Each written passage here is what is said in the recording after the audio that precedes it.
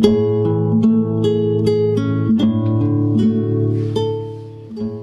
now, it's time for DJ Raqi's Secret Files.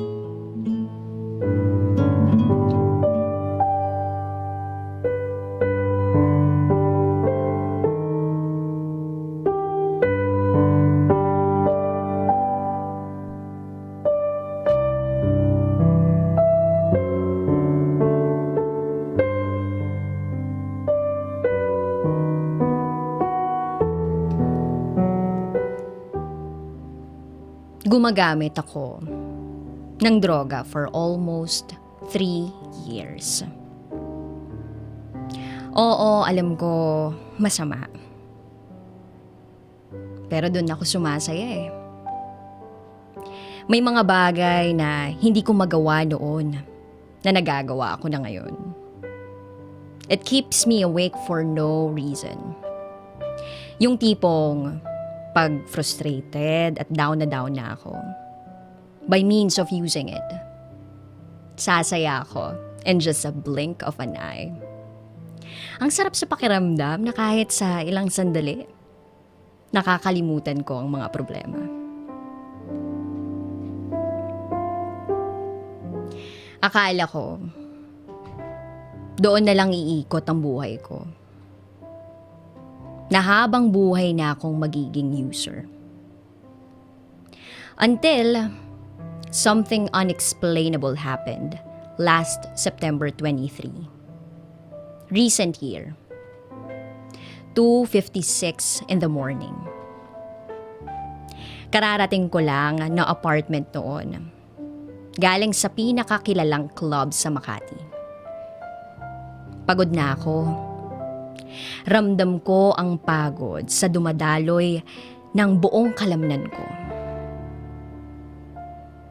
After having sex with a man for 4 consecutive rounds.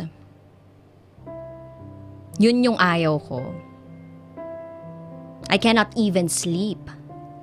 Kahit alam kong dapat inaantok at natutulog na ako sa mga oras na yun. Dumiretso ako sa banyo for late night bath.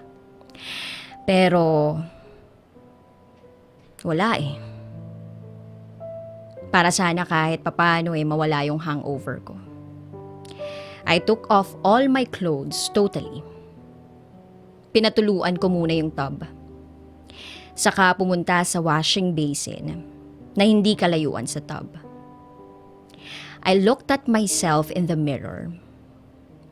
At kitang-kita ang walang kapahingahan kong mukha. Yung tipong 1 inch na ang kapal ng eyebags ko. Makikitang lulong talaga sa droga dahil sa mapula at lubog na mata. Binuksan ko ang salamin sa harap ko at kinuha ang isang lalagyan ng gamot. Kumuha ako ng 3 pirasong sleeping pills, tsaka idiniretso sa bibig. Isinahod ko na lang ang kamay ko sa gripo para uminom ng tubig. Tumunghay ako and locked the cabinet again. At kasabay ng pagsara nito, ang pagbungad ng isang anino ng tao sa likuran ko na siyang nagpabalikwas ng lingon sa akin. Wala akong nakita doon. Maliban sa matinding paggalaw ng kurtina. Dala ng hangin. Inilibot ko pa ang mga mata ko sa paligid. Pero wala akong nakita kung ano. Napabuntong hininga na lang ako saka pumunta sa may kurtina para sarahan ng bintana. Pero muling bumalik ang kaba ko nang buklatin ko ang kurtina at nakitang wala ni isa sa mga bintana ang bukas. Hindi ako yung tipo ng babae na matatakutin, pero hindi ko maikakaila na sobrang natakot at kinabahan ako ng mga oras na yon. Napahilamos na lang ako sa mukha ko. Epekto na ba to? O tinatakot ko lang ang sarili ko? Bumalik lang ang ulirat ko nang marinig kong umaagos na ang tubig sa tub. Umiwas na ako ng tingin sa salamin at dumiretso na sa tub. Inilublob ko ang katawan ko at kinuha ang earphone na nakapatong sa mesa. Sa tabi ng tub na siyang konektado sa phone ko na nakapatong ring dito.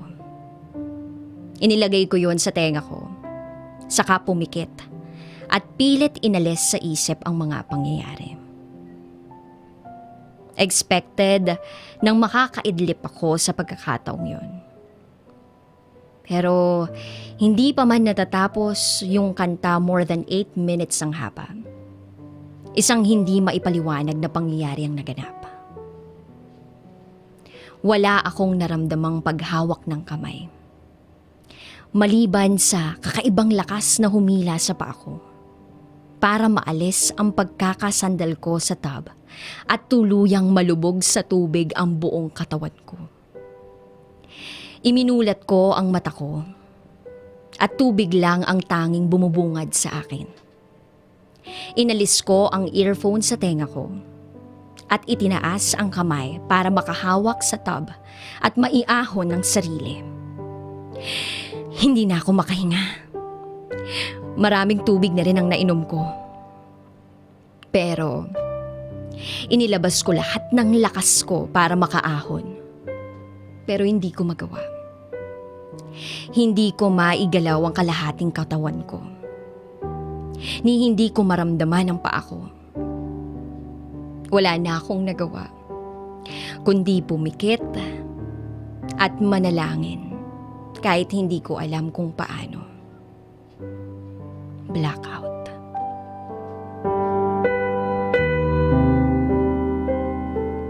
Nagising na lang ako na nakahiga sa kama. Sa kwarto ko. Hindi ko naiwasang magtaka.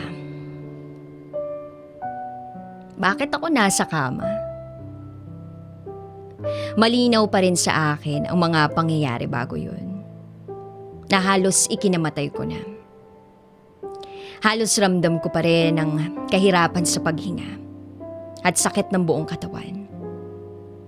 Napabuntong hininga na lang ako nang tuluyan ng mag-sink in sa utak ko na eto ako, buhay na buhay.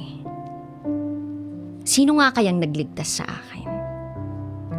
Tanong na paulit-ulit na naglalaro sa aking isipan ng mga oras na yun. Mula sa pagkakataklob ng makapal na kumot, ay sinilip ko ang katawan ko. At laking pagtataka ko pa nang makitang suot ko muli ang damit ng hinubad ko bago ako maligo. Iginala ko ang paningin ko sa paligid ng kwarto. At sa gawing kaliwa, makikita ang bintana na natatabunan ng kurtina. Malalamang umaga na dahil sa katamtamang sinag na nagmumula sa labas. Tumingin naman ako sa alarm clock ko na nakapatong sa bedside table. 9:09 At dito ko napansin ang isang sticky note na nakadikit sa frame ng picture ni Papa. Kinuha ko yon at binasa ang nakasulat. Good morning, pangalan ko. Thank you for that awesome night with you. Lasing na lasing ka na. And so hinatid na kita dito sa apartment mo. Pero syempre hindi kita iniwan. Pinagluto kita ng almusal. Nice to meet you. Pangalan ko. Call me. You have my number in your phone.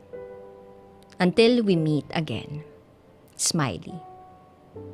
Pangalan niya. 7:09 in the morning. Anong nangyayari? I'm very confused that time. Ibig sabihin ba, hindi ako totoong nalunod sa tub? And at the same time, hindi ako nag-late night bath? Panaginip lang ba yun? So, Conclusions made me doubt harder. Ibinangon ko ang kalahati kong katawan at napahawak sa ulo nang makaramdam ako ng biglang pagkirot nito dala ng hangover. Nilingon ko ang hinigian ko. Binuklat ko lahat ng unan, looking for my phone. But of course, I failed. Naibagsak ko na lang ang likod ko at humigang muli. Napakamot na lang ako sa ulo ko and asked myself, nababaliw na ba ako? Ipinikit kong muli ang mata ko at pilit inalala ang mga nangyayari. Wala akong maalala. Wala akong maalala maliban sa naging eksena sa banyo. Napabalikwas ako ng bangon nang maalala ko na nahulog sa tub ang phone at earphones ko. So I grabbed my way papunta sa banyo at laking pagtataka ko nang makitang nakalubog nga sa tub ng tubig ang phone at earphones ko. Naghalo-halo na ang reaksyon sa utak ko na mas lalong nagpakirot ng sentido ko. Kaagad kong kinuha yung phone ko mula sa pagkakalubog nito sa tubig at pinilit kong buhayin ito kaso hindi ko nagawa. Sunod-sunod na doorbell ang siyang nagpabaling ng leeg ko tungo sa direksyon ng main door na matatanaw mula sa nakabukas na pinto ng banyo. Sino yan? Tanging nasambit ko ng mga oras na yon. But that person did not even respond. Ipinagpatuloy niya lang ang pagdodoorbell. I asked once again. Para bang nawala sa isip ko na soundproof ang dingding ng apartment na yun. Hindi mawala-wala ang kaba sa dibdib ko. At habang papalapit ako ng papalapit sa pinto, dahan-dahan akong sumilip sa peephole at napabuntong hininga na lang ako. After seeing my best friend sa labas ng pinto. Pagkabukas ko ng pinto, kaagad niya akong niyakap. At agad rin naman niyang binawi ito saka siya dumiretso sa loob ng apartment ko. Naiwan akong clueless after doing such thing. Tanda ko pa yung naging conversation namin that day. She asked me kung okay lang daw ba ako kasi cannot be reached daw ako nung gabing yun. Sabi niya, akala ko kung napano ka na. Buti hindi ka inano nung lalaking yun. Nagpumilit ka kasing sumama sa kanya eh. Hindi na rin naman kita napigilan. But anyway, salamat at ligtas ka. Yan. Yan ang sinabi sa akin ng best friend ko. Concerned talaga siya sa akin. Ewan ko ba? In my 20 years of existence, siya lang ang kaisa-isa kong best friend. Hindi ko pinansin yung sinabi niya. Instead, tinuon ko yung pansin ko sa phone na hawak ko. Binuksan ko yon at kinuha yung SIM card dito. Hiniram ko yung phone niya and she immediately gave it to me. Sinalpak ko yung SIM ko sa phone niya and as I turned it on, dumiretso ako sa contacts at hinanap ang number ng lalaking kasama ko nung gabing yon. Tinawagan ko siya and I told him to meet me at the club. Makikipagkita ka? Bakit? Ay, basta mag-iingat ka ha. Iyon na yung cellphone ko. Mukhang wala nang pag-asa yang sayo eh. May reserba pa naman ako. Tawagan mo ako ha? Sabi sa akin ng best friend ko. And I just smiled as a response. Anong nangyayari? Parang ang weird mo. Tanong ng best friend ko.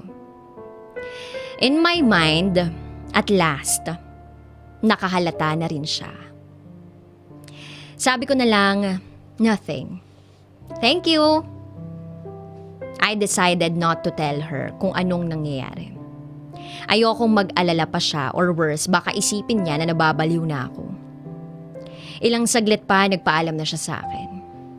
Kinagabihan ng araw na yon, mag-aalas 10. Nakarating na ako sa club pero wala pa siya. Tinawagan ko siya and told him na nasa na ba siya. Sabi naman niya he's on his way na. Sa bar muna ako tumigil at naghintay sa kanya. And then after a while, someone called my name mula sa likuran ko. Kasabay ng paglingon ko, napabalikwas ako sa pagkakaupo ko after seeing a faceless guy. Hey, what's wrong? Hinawakan niya ako sa magkabilang braso, trying to make me calm. Wag mo kong hawakan. Nagpumiglas ako at kaagad naman niyang sinunod ang utos ko. He raised his 2 hands na parang sumusuko. It's me! Sinabi niya yung pangalan niya. Ako yung nakasama mo kagabi. Remember? Nag-sex tayo. Pinapupunta mo ako rito, di ba? I blinked 3 times. At kasabay nun, nagbalik ang mukha nito. Kanina faceless siya, tapos ngayon may mukha na siya. At sabi na lang niya, sorry, gusto lang sana kitang makausap. Kinuwento ko lahat ng mga naranasan ko mula nung isang gabi up until that moment na nakita ko siyang faceless. Paano nangyari yun? Samantalang, hindi ka na nga nagising mula nang hinatid kita sa apartment mo eh. To make it clear, hindi ka pumunta ng banyo para maligo or what. At saka, alas 4 na tayo nakarating sa inyo. Paano mangyayaring 2:56 yung nangyari? Sabi niya. Hindi ko rin alam. Kaya naguguluhan na ako. Ayokong aminin sa sarili ko na baka nga nababaliw na ako. Napasapo na lang ako sa noo ko. Saka, ininom ko yung isa pang baso. Alak. Na ino-order ko dun sa club na yun.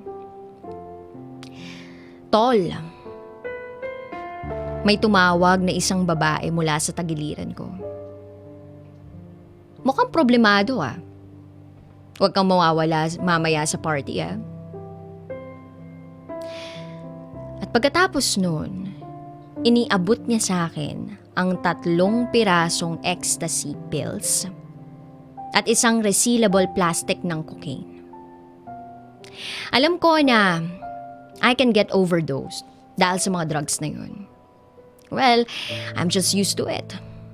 I took all of it, and as time passes by, unti-unti na akong nahihilo. Until I lost consciousness. Wala na akong maalala after that. Hanggang sa magising na lang ako sa isang madilim na kwarto. Tanging sinag lang ng buwan ang nagsisilbing liwanag ng kwarto mula sa labas ng bintana nito. Tumingin ako sa bedside at binuksan ko ang lampshade after realizing na nasa kwarto ko pala ako. Kinuha ko rin ang alarm clock na nakapatong rito at tiningnan muli ang oras. At kinabahan ako nang makita ito. 2:56 in the morning.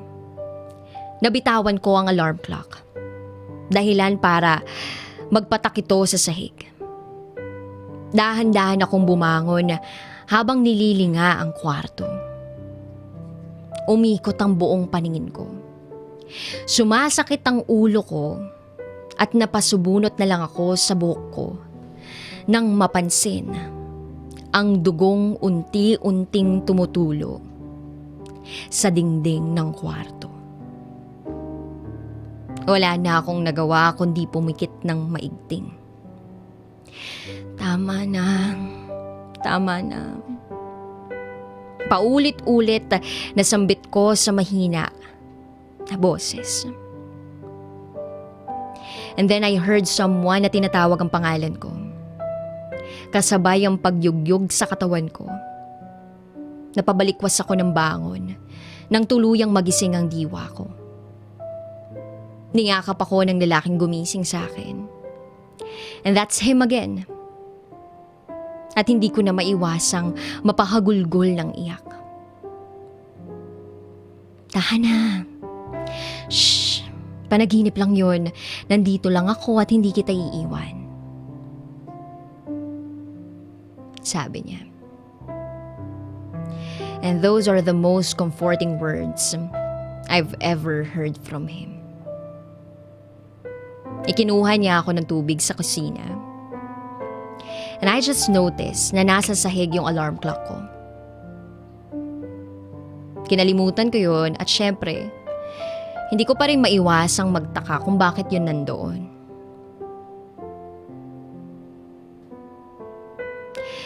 Yan siguro yung nagpatak kanina kaya nagising ako. Sakto naman na umimik ka ng tama na kaya ginising kita. Paliwanag niya. Habang naglalakad papalapit sa akin, dala ang isang basong tubig. And then nag-flashback yung panaginip ko for a few seconds. Pero hindi ko na masyadong pinagtuunan ng pansin. As days passes by, nagpatuloy pa yung ganong senaryo. Sunod-sunod at mas lumala pa. Hanggang sa dumating sa point na tinangka ko ng tapusin ang lahat. I got confined for almost 1 week. Kwento nila, they saw me unconscious at nakahandusay sa sahig. Ang findings ng doctor, na overdose daw ako ng sleeping pills. Until one night, October 9, my 5th night of being confined in that hospital. Habang natutulog ako, I heard someone calling my name. Boses yon ng best friend ko. I know what I'm doing that night. Pero hindi ko alam kung bakit ko ginawa yun. Bumangon ako at tumingin sa nakabukas na pinto ng kwarto. And then I saw a dark human figure na nakatayo doon. Babae siya, base sa nakalugay nitong buhok. Pero her face is completely unclear. Parang anino lang ang buong katawan niya. Nanatili lang akong nakaupo sa higaan at nakatitig sa babae until she called my name once again. Bago siya tuluyang umalis sa pinto at naglakad palayo. Para bang gusto niyang sundan ko siya and so yun yung ginawa ko. Dahan-dahan akong tumayo at naglakad palabas ng kwarto. And know the appearance of a person being possessed. Yun yung itsura ko ng mga sandaling yun. Pagkalabas ko ng pinto, I saw her na nakabaling ang lieg tungo sa kinatatayuan ko at nakatigil sa dulo ng hallway, which is hagdan na. Muli siyang humarap sa hagdan at nagpatuloy na sa pagbaba nito. Tumuloy na rin ako sa paglalakad as she stepped down the stairs. Gusto kong huminto sa paglalakad pero parang may kakaibang puwersa yung babae na humihila sa akin para sundan siya. Pero bago pa man ako makarating sa hagdanan, someone grabbed my arm na siyang tuluyang nagpabalik ng ulirat ko. Lumingon ako and I saw Papa, my best friend, at si Pao. Si Pao yung ka-fling ko dun sa club. Sila yung mga bantay ko that night. At sinabi nila, kanina pa daw nila ako tinatawag pero hindi daw ako lumilingon. Napaluhan na lang ako ng mga segundong yun. Questions appeared in my head again. Bakit ako pa? Why do I have to go through this? October 11 pagkalabas ko ng ospital. Sinunod ko agad ang sinabi ni Papa. I went to a psychiatrist for a mental health check-up. Pagkatapos kong i-examine, the psychiatrist asked me, "Are you taking drugs?" I don't have any choice but to say the word yes. When was the last time? Tanong niya.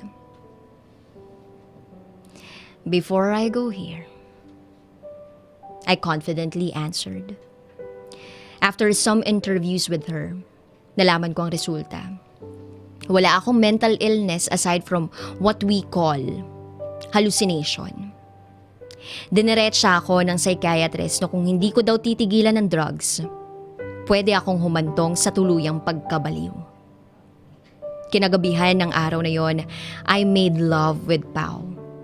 And like nung unang 4 na beses sa club, where everything is just a lust. October 12, sinimulan ko ang pagbabago sa buhay ko. Nag-iwan ako ng letter sa bedside table ng kwarto ni Pao saying, "Good morning. Thank you for that night na punong-puno ng love. Hindi ko pa sinasabi sa ito, pero you are a good kisser. Salamat sa mga sandaling hindi ka umaalis sa tabi ko. I just feel safe when I'm with you. Last night was the best we've ever had. Ayoko pa sanang bumangon at umalis sa yakap mo, pero kailangan. Ang corny ng sasabihin ko, pero ang totoo, mahal kita. Salamat sa lahat. Till we meet again. My name."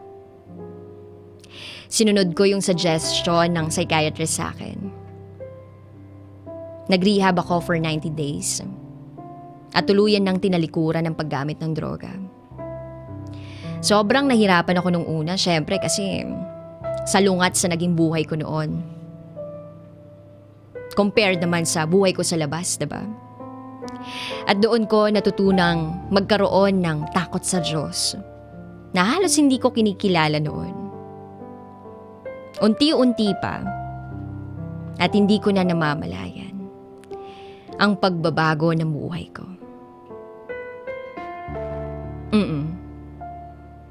Nakalaya ang bagong ako. January 10. Bumalik sa normal ang pag-iisip ko. At pagkalabas ko sa pintuan ng rehab center, yakap ni Pao ang unang sumalubong sa akin. Kanina pa kita hinihintay. Hindi ko alam kung paano niya nalamang nagparehab ako. Basta ang mahalaga, kasama ko na uli siya. Nakakatuwang isipin lang din na sa kabila ng pagkalulong ko noon sa droga, ay nagkaroon pa ako ng pag-asa.